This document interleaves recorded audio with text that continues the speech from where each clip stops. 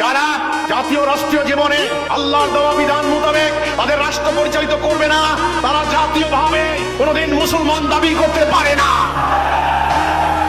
যারা আল্লাহর হুকুম মানবে না, তারা মুমিন দাবি করতে পারে না।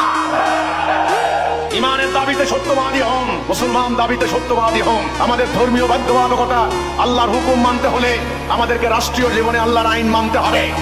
অন্য কোনো বিধান আমরা মানতে পারি না। আমাদের রাসূল রাষ্ট্রপ্রধান ছিলেন, তিনি বিচারপতি ছিলেন, তিনি সেনাবাহিনীর প্রধান ছিলেন।